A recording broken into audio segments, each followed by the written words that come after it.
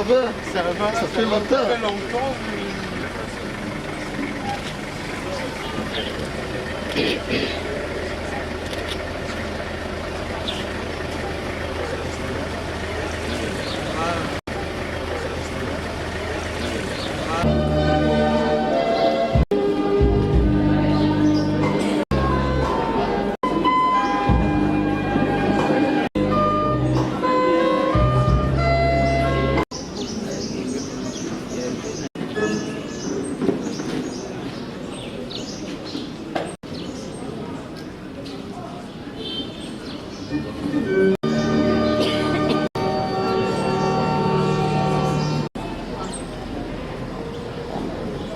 Sala bilabo ya bango ya seko.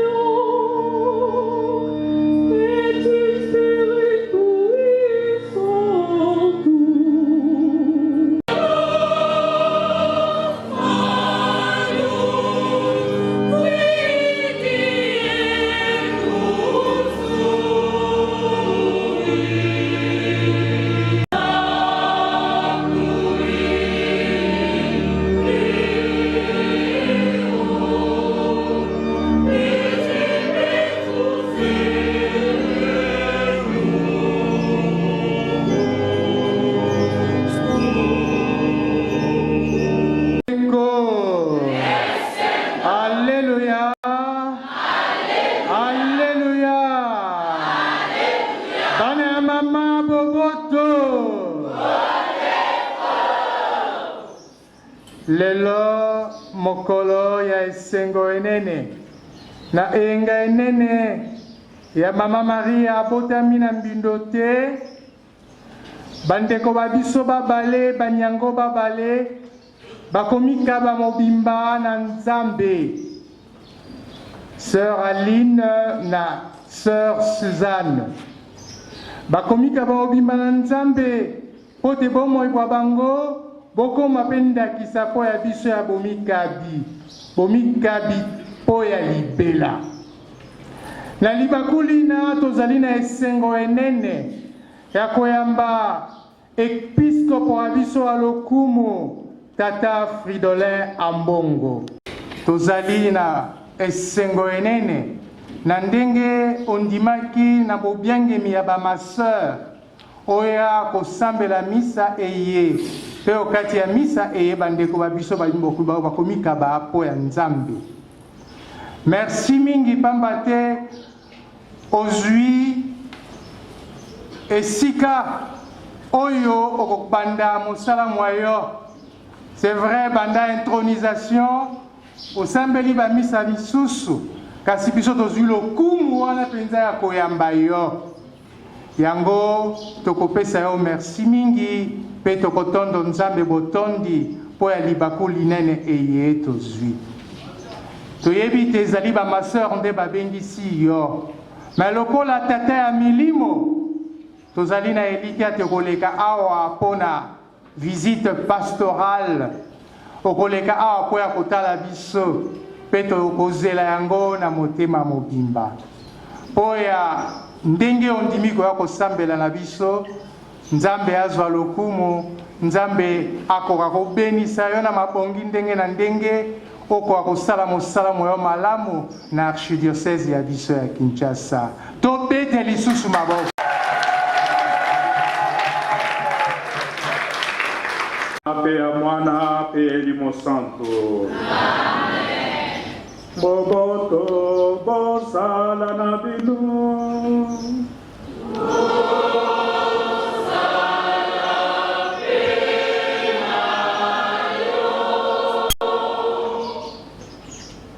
Bandeko toboya masumu mabiso ote tobongo kolia na motema molamu lipati lya Mokonzi.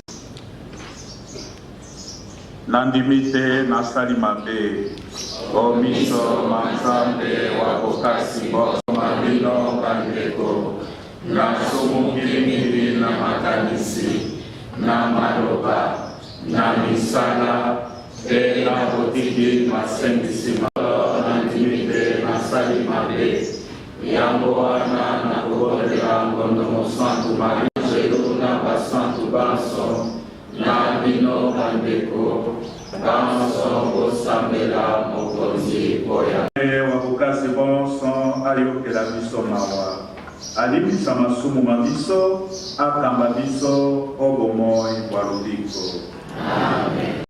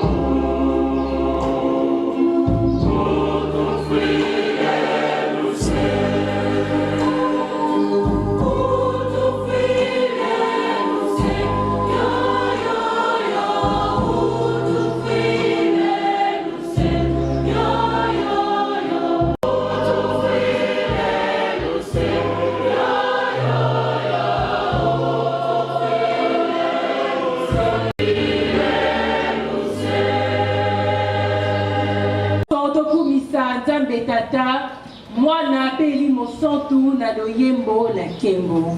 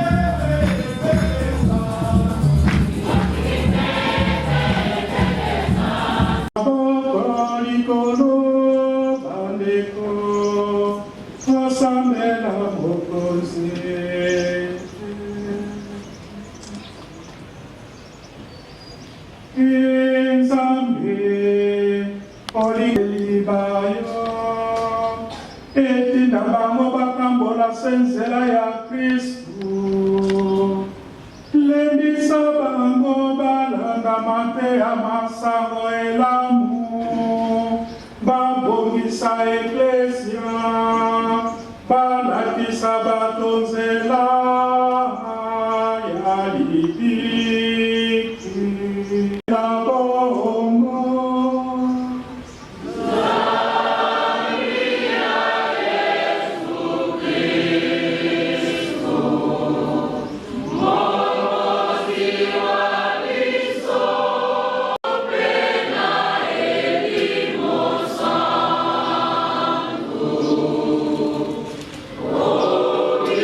Yeah.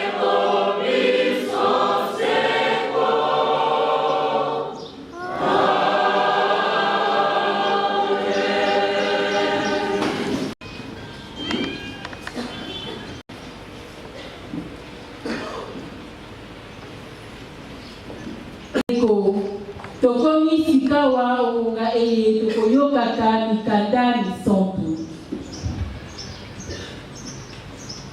Ata moto azali kokima Nzambe po asali lisumu, po ya bolingi bwa Nzambe akolonga lisusu lisumu, pe akobelele na Nzambe lokola liboso. Mwana wa Maria nde akolonga mobebisi seko. Liloba ya Nzambe lokola likomami obuku ya ebandela. Oeteni ya misato, molongo malibwa kino zomi na mitano, bakisa moye matuku mibale, na bokebi tolanda litangi.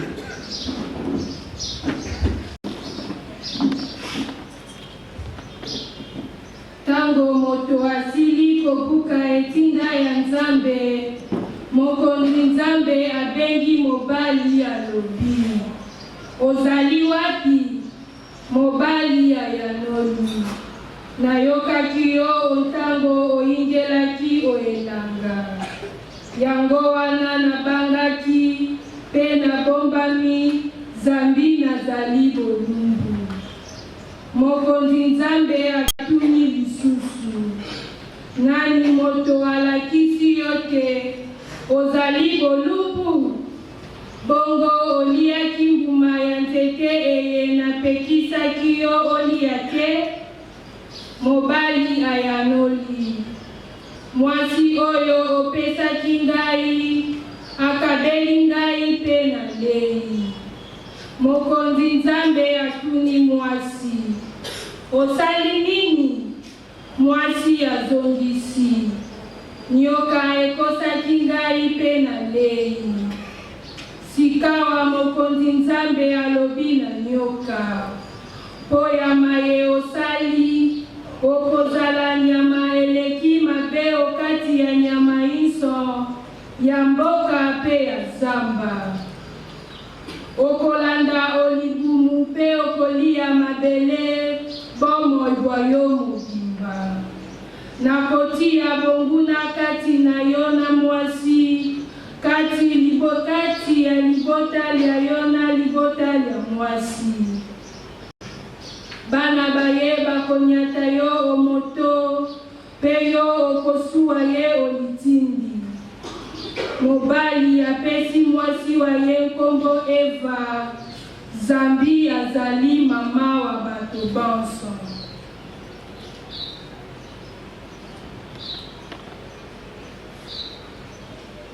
Bandiko liloba lya Nzambe wana,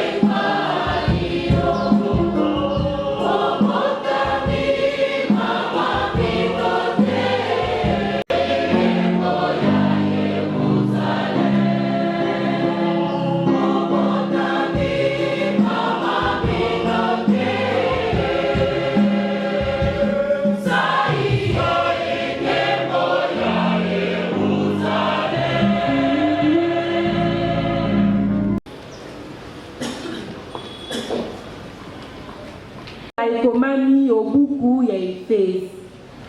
Tokotanga oeteni ya yambo molongo mwa misato kino motoba. Bakisa moye mwa zomi na moko kino zomi na mibale. Na bokebi lisusu tolanda litani. Nzambe tata wa mokonzi wa biso Yesu Kristo. Abenisi biso pe atondisi biso na malamu monso maelimu olikolo po ya Kristo. Na bolingi asili akoni biso na ino mokili mokelami te tozala basantu o miso maye tozala na lisumu te. Na bolingi akanaka bandakala te tokoma bana baye o Yesu. Ye moko alingaki bongo po tokumisa tembo ya gracia ya ye eye akabeli biso elongo na mwana wa ye wa bolingo. Tembo ya ye abengi pe biso bayuda tozala bato baye. Aponoki biso kutokala lokola akanaka. Ye moko akosalaka monso se lokola alingi. Na tina te biso baye totiaki elikya na Kristu misa monene wa nkembo ya ye.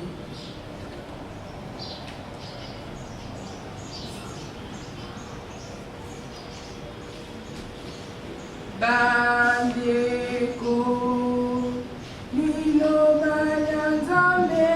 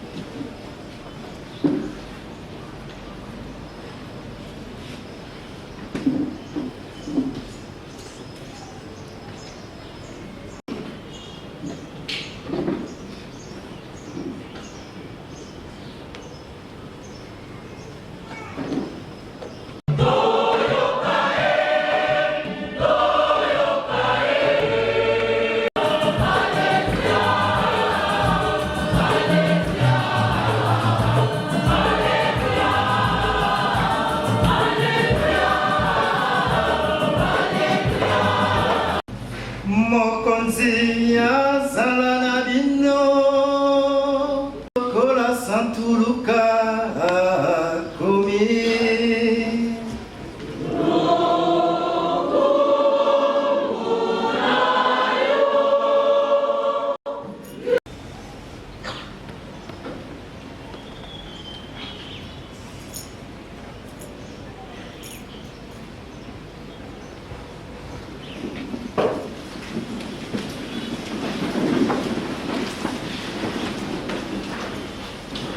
Eteni ya yambo uto molongo matuku ibale na motoba kino moye matuku isato na mwambe. Sima ya sanza motoba Nzambe atindi anzelu Gabriel o Galilea omboka Nazarete. Atindi ye epai ya elenge mwasi moko Maria babandeli ye mobali kombo te Yosefu wa libota ya Davidi. Anzelu ayingeli ye ondako ya ye mpe alobi losako na yo mwana wa bolingo wa Nzambe mokonzi azali na yo. Awa Maria ayoki maloba maye abangi mingi mpe amituni ntina ya losako loye. Anzelu alobi na ye obanga te Maria, Nzambe asali yo malamu. Tala okokwela zemi okobota mwana mobali pe okopesa ye nkombo Yesu. Akozala moto monene bakotanga ye mwana wa Nzambe wa ntali likolo. mokonzi nzambe akopesa ye ngwende ya Davidi nkoko wa ye. Akoyangela libota lya Yakob seko bokonzi bwa ye bokosuka te. Kasi Maria atuni anzelu alobi, mpo yango ekosalema boni zambi na yebi mobali te.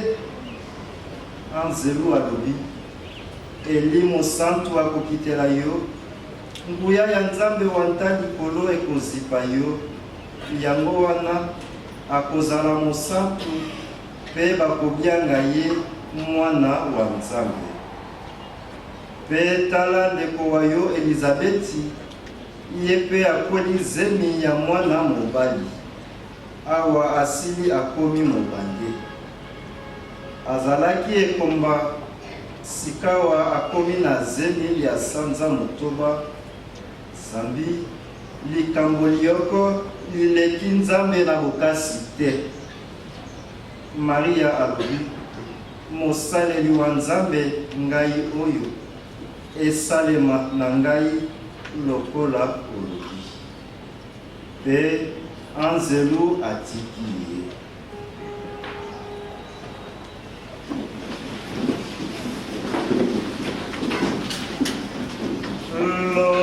Lokumu na yo,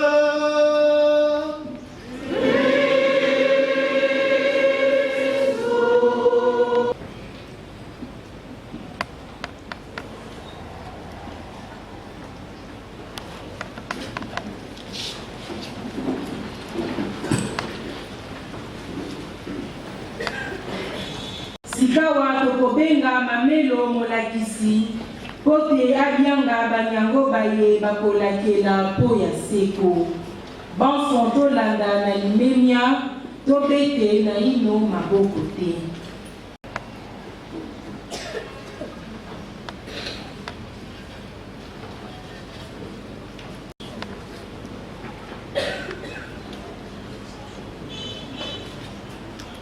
Munyango aline moyandi.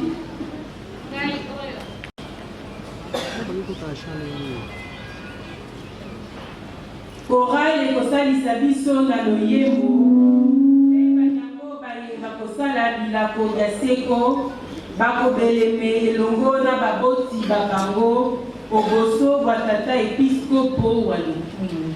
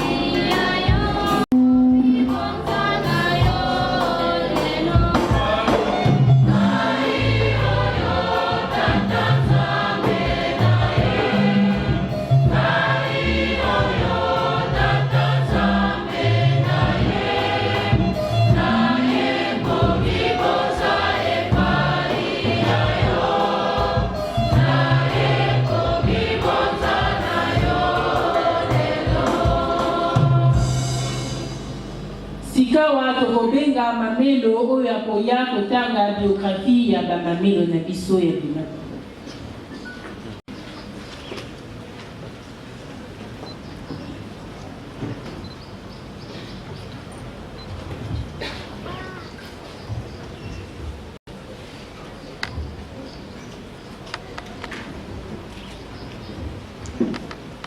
bomoi wa Monyango Suzanne Mopembe Ewawa wa Mombenga. Monyango Suzanne Mopembe Ewawa wa Mombenga. Abotami Olisala le 29 septembre 1985. Ye mwana wa tata Victor Mombenga Akengo na mama Pascaline Ayanda Momi. Azali mwana wa Motoba Olibota Yabana Sambo moko atika mokili moye. Azali Mokristu wa paroisse Saint-Hermès Lisala akodisi au paroisse Ena. Ye mwana wa secteur Ngombetoko territoire ya Lisala province ya Mongala. Asali école primaire au EP Maman Congolaise au Lisala. École secondaire au collège C. Thomas More Lisala. Fait Azui Bongo diplôme d'état au Moboumwa. 2004, c'est au collège C. Thomas More, section littéraire, option latin philo. À Koti Bongo au Lingomba Liabiso Lia. Banyango Batoma Yamakila Masantu Mayezu au Mobu 2005 Omboka Bamanya Mbandaka Poya Kobanda formation Yaye Nasima Akendaki Omboka Kinshasa P na 2006 Akendaki Omboka Nairobi Kenya P Tanzanie Esika Kani asalaki postulanta pe novicia Kobanda Mobu 2006-2009. Asali Bilako Biayambo au mois 8 décembre 2009, Omboka Nairobi, Kenya. Kobanda 2010-2012, Asalaki aux communautés Yaliruta Kenya. 2013 et 2014, Batindaki aux communautés Yabamanya Mbandaka. 2014 et 2017, Akendaki Kobakisanzebi au ISP Gombe, Kinshasa. Asali Éducation. Na 2017, Kino Lelo, Azali Kosala aux communautés ya Kinkol.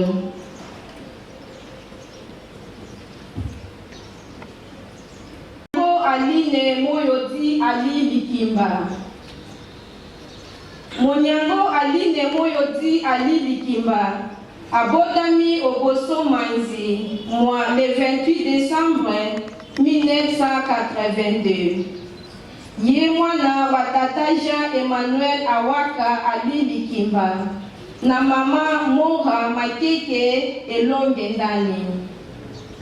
Azali mwana wa babale Olibota ya bana Mwambi, babale batika mokili moye. Azali Mokristu wa paroisse Saint-Dominique Boso Manzi, akoli au paroisse Saint-Hermès Lisala. Ye mwana wa secteur Mongala Motima, territoire ya Lisala, province ya Mongala. Atangi au école primaire EP Nzando Mongil D au Boso Manzi. École secondaire au lycée Anuarite Lisala. P Azuibongo diplôme d'état, c'est au école ENA au Mobu 2004. Section commerciale et administrative. À Koti Bongo, Olingomba, Yabiso, Yabanyango, Batoma, Yamakila, Masantu Mayezo, au Mobu 2005, Omboka, Bamanya Mbandaka, Poya, Obanda, formation Yaye. Nasima, Akendaki, Omboka, Kinshasa, P. Omobu 2006, Akendaki Omboka Nairobi, Kenya, P. Tanzanie, Esika Asalaki postulanta P. Novicia, Kobanda Mobu 2006-2009. Asali bilako bia yambo omia 8 décembre 2009 omboka Nairobi, Kenya. Kobanda 2010-2011 asalaki aux communautés ya Turiani, Tanzanie. 2011 et 2014 batindaki ye aux communautés ya Madiachai, Tanzanie. C'est au Mobumona mois 2014 et 2017 akendaki kobakisa nzebi au Université catholique ya Afrique de l'Est au Nairobi, Kenya. Asali finance.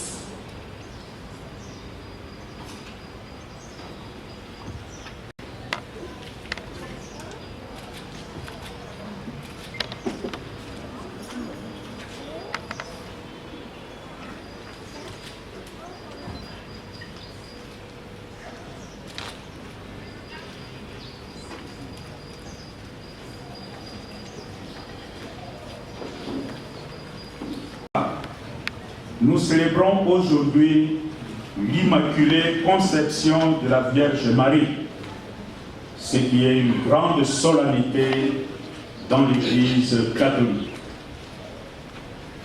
Il s'agit de la grâce que Dieu lui-même a faite à une jeune fille, Marie.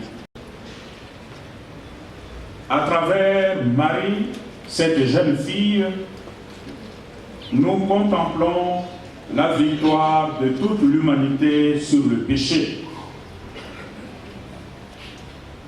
Et d'autre part, deuxième événement du jour, nous sommes venus nous associer à la joie de nos sœurs, deux jeunes sœurs qui sont là, sœur Aline et sœur Suzanne, qui sont là pour émettre le vœu définitif, le vœu perpétuel, le vœu solennel. C'est un moment important pour la vie de ces jeunes sœurs, mais c'est aussi un moment important pour la vie de la communauté, la congrégation des sœurs missionnaires du précieux sang. Mais c'est aussi un moment important dans la vie de l'Église. En célébrant aujourd'hui la solennité de l'Immaculée Conception, nous confessons que la bienheureuse Vierge Marie a été au premier instant de sa conception par une grâce et une faveur spéciale du Dieu Tout-Puissant en vertu de mérite de Jésus-Christ, sauveur du genre humain. Marie a été préservée intacte de toute souillure du péché originel. L'Immaculée Conception, c'est ça. L'unique être humain, parce que Marie n'appartient pas à la sphère de Dieu. Marie appartient à la sphère des êtres humains et de tous les êtres humains qui portent avec à leur naissance le péché originel. Marie a été préservée de ce péché originel. Elle est l'unique être humain qui n'a pas connu le péché originel. C'est ce qu'on appelle l'Immaculée Conception. Elle a été conçue sans péché, loin du péché originel, parce que Dieu avait un projet sur elle. L'unique raison, c'est que Dieu avait un projet important, le projet du salut de l'humanité sur cette jeune fille. Et pour cette raison, elle ne pouvait pas connaître le péché originel. Cette grâce particulière que Dieu fait à Marie ne l'éloigne pas de l'ensemble de l'humanité. mais la rend davantage solidaire vis-à-vis d'elle. En effet, rachetée de façon éminente en considération des mérites de son Fils, unie à lui par un lien étroit et indissoluble, Marie reçoit cette immense charge et dignité d'être la mère du Fils de Dieu et par conséquent la mère de Dieu lui-même. C'est que les théologiens ont appelé là le Théotokos. Théotokos. Marie, la mère de Dieu.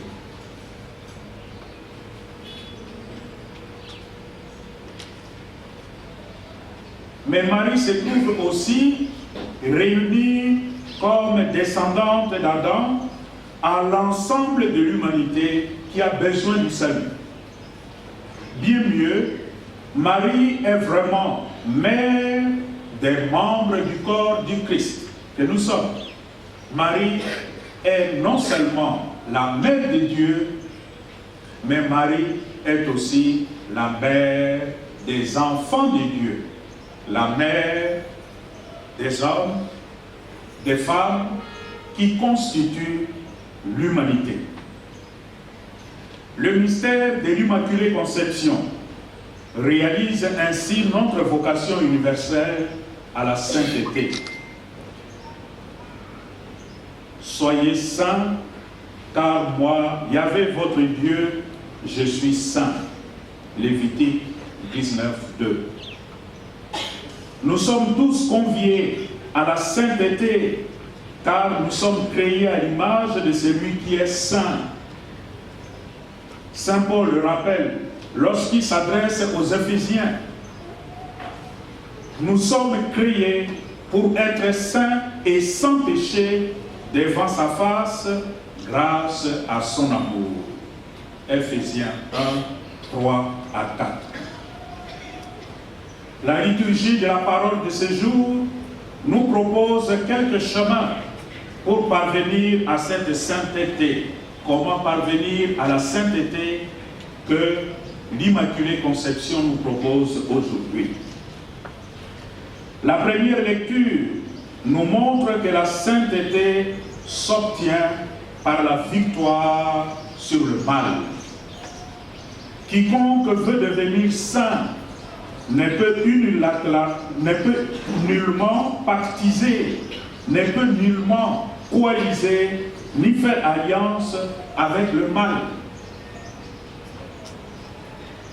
Je mettrai la discorde, je mettrai l'hostilité entre toi et la femme, entre ta race et sa race. Elle te blessera à la tête et toi, tu la blesseras au talon. Genèse 3, 15. L'appel à la sainteté exclut alors toute forme de complicité avec le mal. C'est l'exigence de la cohérence chrétienne, cohérence dans la vie.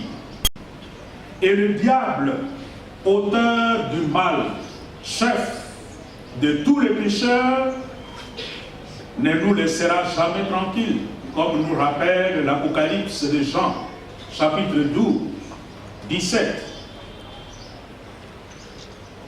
Voilà pourquoi Saint Paul dira que notre vie est un véritable combat spirituel et qu'il faut revêtir les armes spirituelles pour combattre les démons qui sera toujours sur votre chemin au quotidien.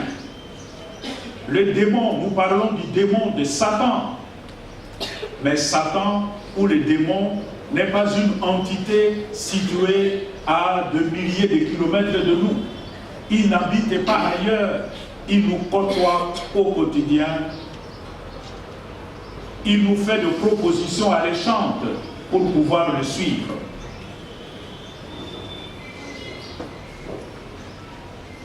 Dans l'évangile de Saint Luc, que nous venons d'entendre, nous pouvons percevoir une deuxième voie à travers la figure de la Vierge Marie.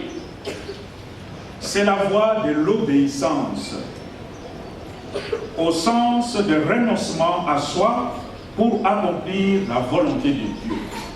Si tu veux accéder à la sainteté, tu dois d'abord accepter de renoncer à toi-même, renoncer à ce que tu crois être tes intérêts et adopter une attitude d'obéissance filiale vis-à-vis de la parole de Dieu. Comme Marie nous en donne l'exemple aujourd'hui lorsqu'elle dit « Je suis la servante du Seigneur, qu'il m'arrive selon ta volonté. » Pas ma volonté à moi, mais selon la volonté de Dieu. Luc 1, 38. Et comme dit le Christ, celui qui veut sauver sa vie la perdra. Et celui qui la sacrifie pour moi l'aura finalement sauvé. Il aura sauvé sa vie et une vie en abondance. Matthieu 10, 39.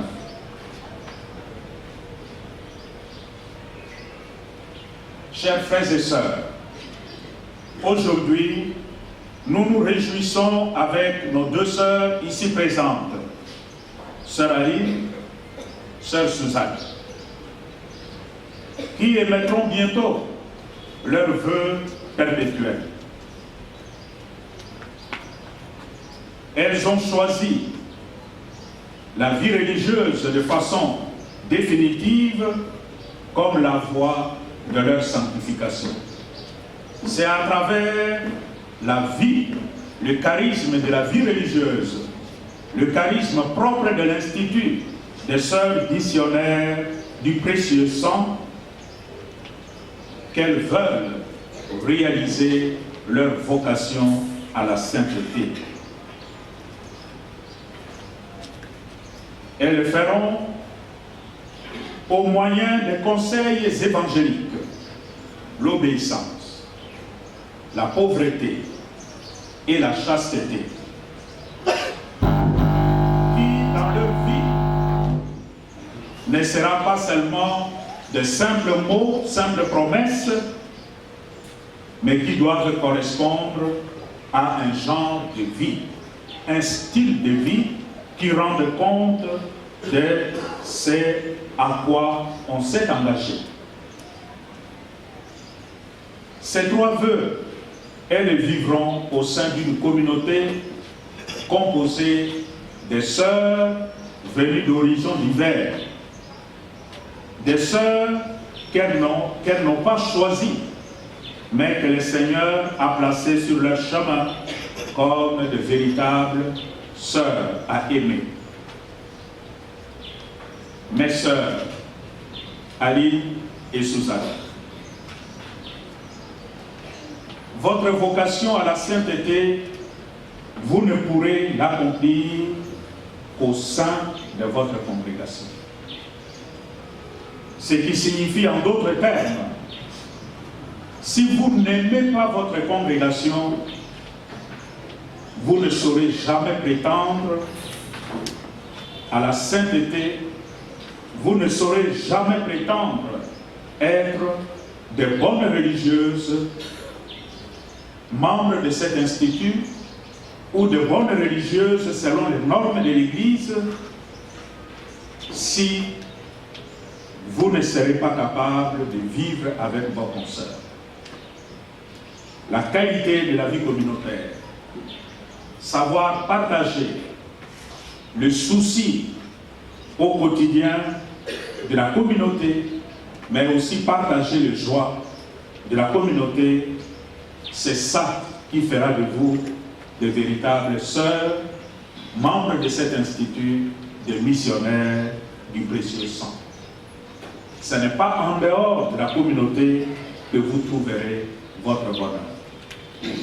Et à partir du moment où vous aurez l'impression que votre bonheur se retrouve à l'extérieur, vous aurez déjà perdu l'essentiel de la vie religieuse.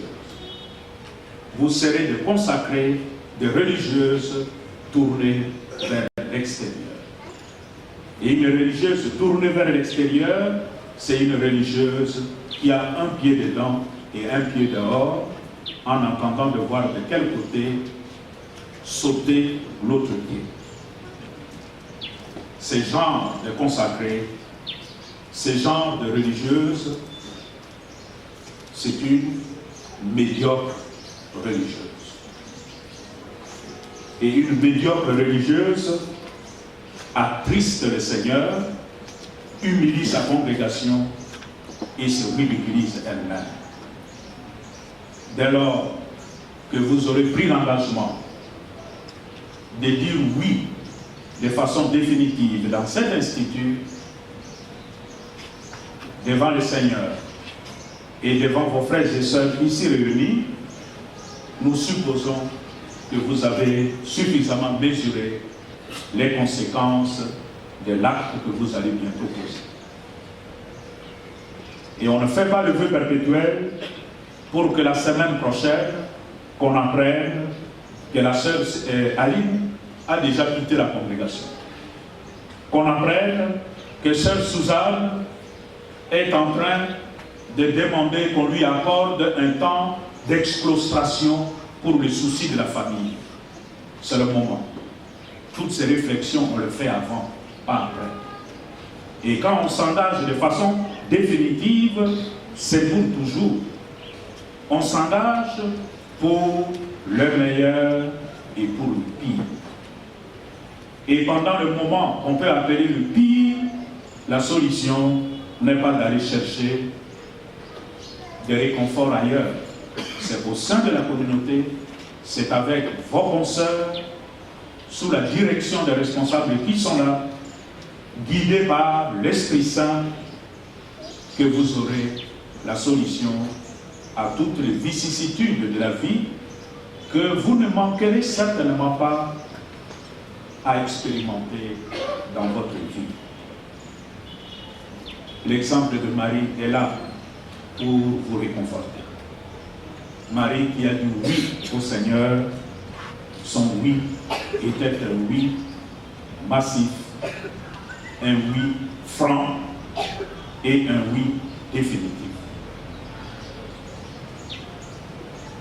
Votre oui d'aujourd'hui, qu'il soit aussi, à l'exemple de Marie, un oui franc, massif et définitif qui vous engage aujourd'hui, demain et pour les siècles des siècles.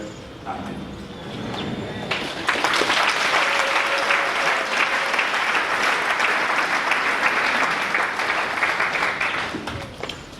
Nana balipota ya nzambe boboto ondeko esengo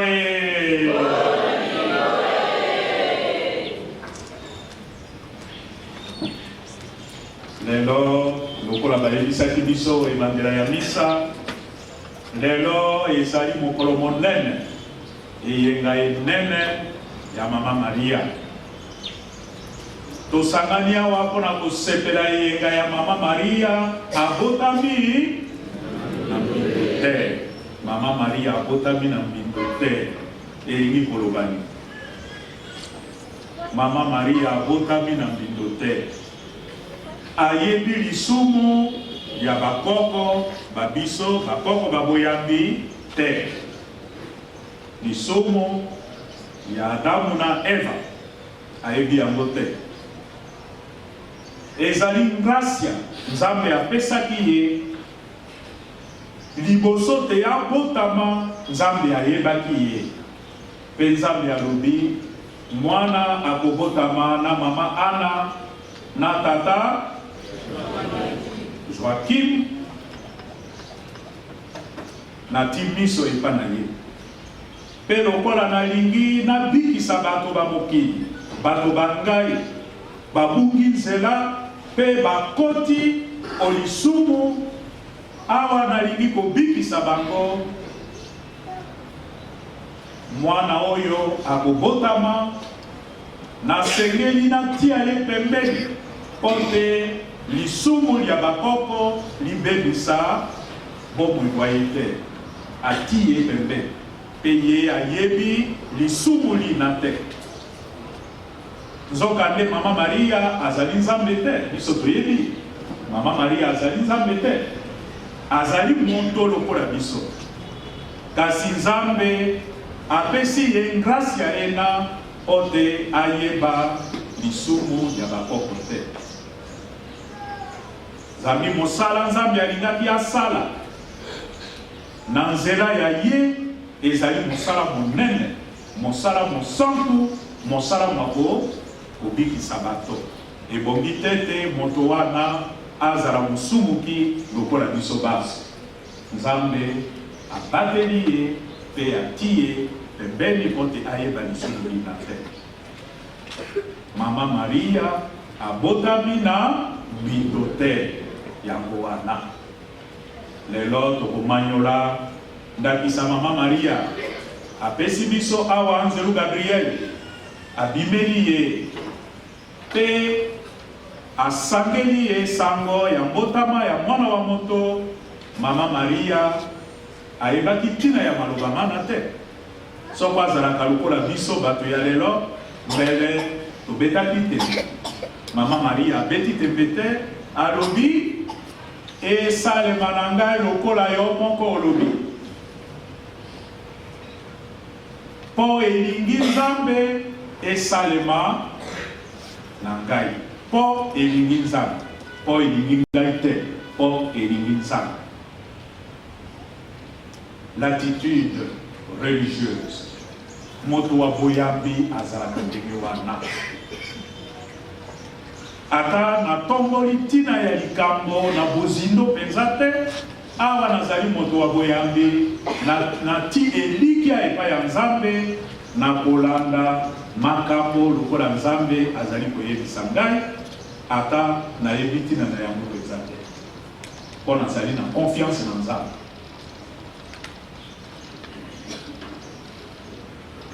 Mama Maria azali moto wa botosi. Tosi nzambe awa ndimi kokumba mokumba nzambe apesi ye. Andimi mokumba pe andimi yango po ya seko ezala na tango ya pasi.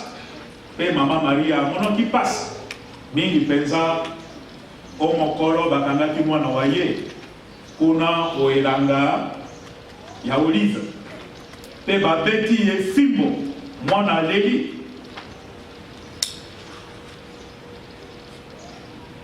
Balatisi ye ekoti ya nzube pe Mama Maria azali kotala na miso pasi ya mwana. Bamama bazali awa tango bazali konyokola mwana wa yo ezali lokola motema mwa yo bolingi mokatana. Ezali susi monene po ya mama komona pasi ya mwana. Pe bamemisi ye kuruse nzete monene ya bozito te ya meme ye moko. Toyebi te Yesu Kristo akwei bala misa na nzete ya kuruse. Pe na tango ye na Mama Maria azali kotala na miso sekolela. Na suka olikolo ya kuruse tango babaki mwana wa ye. Pe bazali kotobola mopanzi mwa ye na likonga. Mama azali wana azali kotala na miso. Ezali pasi mingi. Pe toyoki tete Mama Maria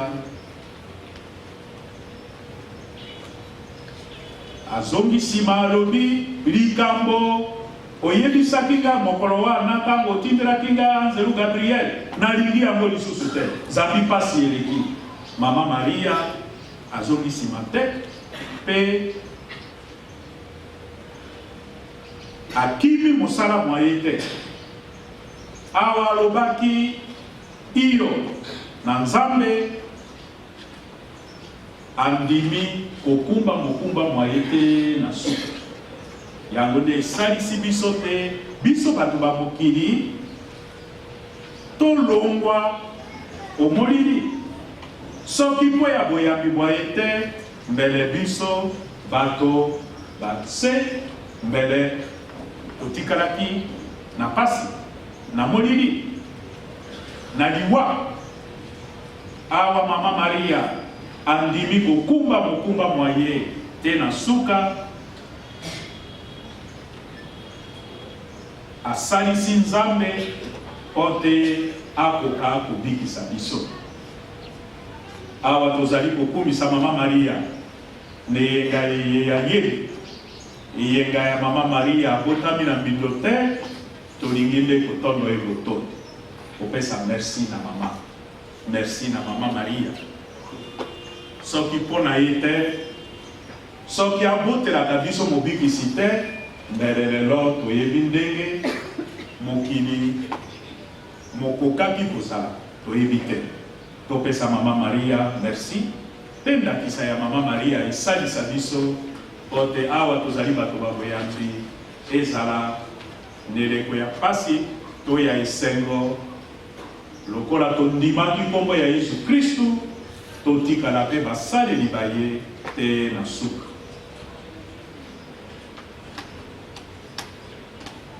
Toyebe na bana babiso bazali awa Sœur Suzanne na Sœur Aline balingi komipesa komikaba na Nzambe po ya seko po ya bobele lokola mama Maria tosambela mpona bango biso toyebi lelo pokoso ya vie consacrée bomoi bwa bato babonzi bomoi bwa bango mobimba na Nzambe na ekolo ya biso Kongo ya lelo ezali mpasi mingi kotikala na loboko te na suka ezali mpasi mingi tosalisa bango na sambo ya biso na toli ya biso pote awa bandimi mokumba batikala pe na loboko te na suka mosala bakondima lelo omiso ma Nzambe pe omiso ma biso ezali mosala te te lobi toyoka te Aline azali lisusu moyango te toyoka te ma sœur Suzanne atiki lingomba pe akoti na makambo mosusu ebongi na maloba ye moko akoloba lelo te tosalisa bango pe biso moko totiela bango motambo te mbala mosusu pokoso ewutaka na biso moko biso nde tosalisaka bango te. Masoma koleka lelo tozali lokola batémoin